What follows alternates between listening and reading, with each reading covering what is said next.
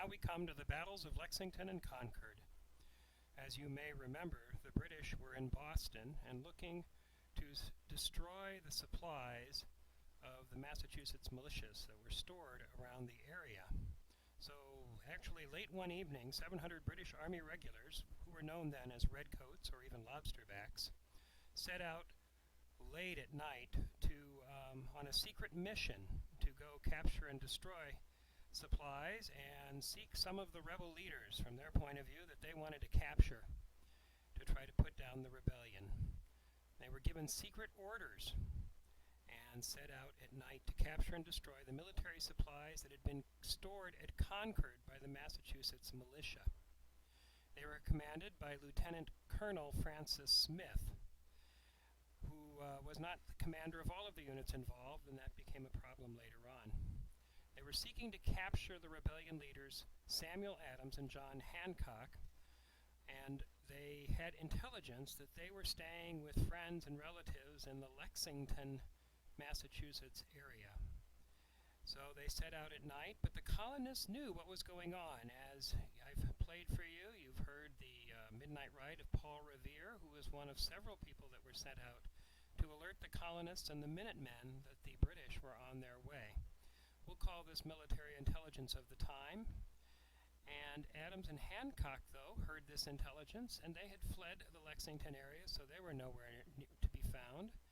And those military supplies that had been hidden in Concord, much of those had also been moved from the farm and from the area where they had been stored. Not all of them. The British did capture some of them. As I mentioned, William Dawes and Paul Revere were sent out to report that the British were embarking in boats from Boston, where they were bound for Cambridge across the bay, and the road there to Lexington. They the Patriots didn't expect the British to go to Concord because they knew the supplies had been moved, but of course the British didn't know that. Dawes and Revere were also sent out to alert local militia. Dawes was ultimately captured, and Revere as well eventually, but their intelligence went on. The message was sent, and they got it started. Unfortunately, this British operation was not well organized in a variety of ways. First of all, they said they didn't even get organized to leave until 9 o'clock at night, and then they were put into boats. There wasn't a lot of room for them in the boats, and they landed at midnight on the other side, and they didn't even land on shore. They landed in waist-deep water, so they had to fight their way ashore. They started their march for Concord once they got everything organized at 2 a.m., and they were already wet. They had muddy shoes and soggy uniforms, all of this at the end of their day, so they weren't exactly in the best shape to be launching into a military operation. But they didn't think much of the Patriots, of the colonists, and so they really thought that they would easily overwhelm them, and that was the feeling of the time. The British, or the Redcoats, were quite sure that they could best any Americans easily.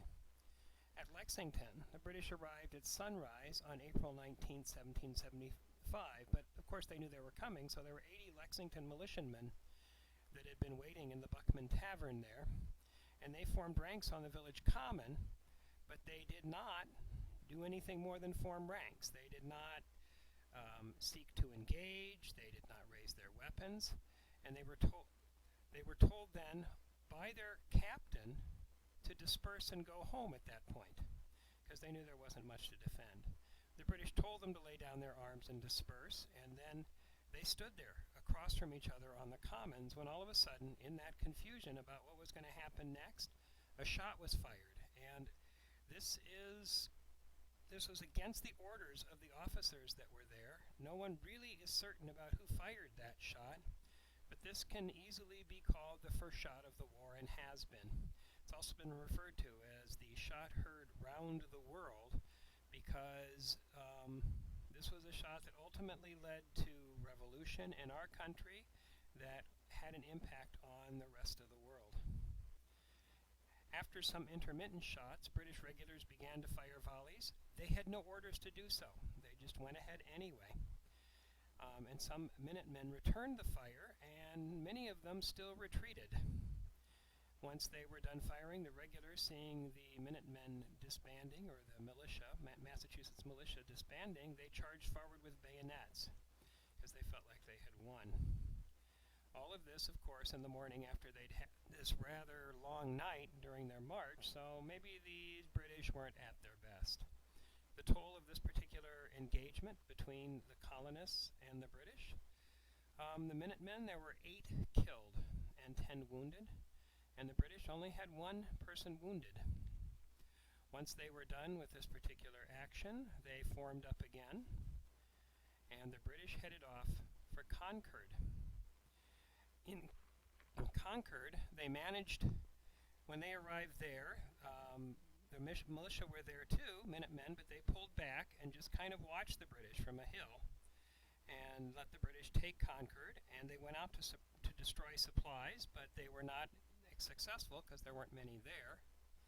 Ultimately, the colonists move in closer, the militia move in closer on the British, and again there is a fight at North Bridge. This fight does not favor the British because they are in relatively close quarters, their commander is relatively inexperienced, and so there's a battle at North Bridge for Concord. There's a statue there to this day that honors that battle with a poem that we will cover at some point. So then, once the British start to lose this battle, they form up and they start to march back to Boston. But all along the way, they are attacked by the surrounding militia. It's actually a fairly complex battle. There is a British force that's been sent out to relieve this force, recognizing that they're not in great shape. But they leave hastily and don't bring all of the supplies that they'll need. And still the British manage to form and do a pretty good job of retreating. Unfortunately, the militia are pretty well trained in this case too, and so they engage them pretty actively. The British make a few smart decisions along the way, including diverting from where it looks like they're going and changing directions on the Patriots, and so they get away a little bit easier than expected. So at the end of the day, the British lost 73 men during this retreat. They had 174 men wounded. In addition to that, they had fought an action where they had been awake for I don't know how many hours, started off tired and wet. They marched something like 40 miles in 21 hours. It was a pretty amazing feat, actually, in many ways, but they did not do that well. The Patriots, on the other side, lost 49, including those 8 at Lexington, and they had 39 men wounded. They talk at some point about how Americans fought this particular engagement from behind fences and trees, and that is one image, but that isn't entirely true, because to do that you'd need a good rifle to be able to shoot from a distance, and there were no rifles at this engagement. There were just the usual muskets of the time, and so that wouldn't have been a particularly effective way to fight. On the other hand, there were shots that the British took from nearby houses, from nearby barns, and all of the places that they passed.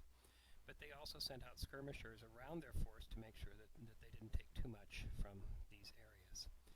In any case, if you want to take a closer look at this, there is a detailed Wikipedia article on this battle or series of battles, and there's an interactive mural that's at the National Park Service site as well that I will have linked in these notes. And you can look at that and see what there is to be learned there. So the Battle of Lexington and Concord is the first major engagement, or the first engagement of the Revolutionary War.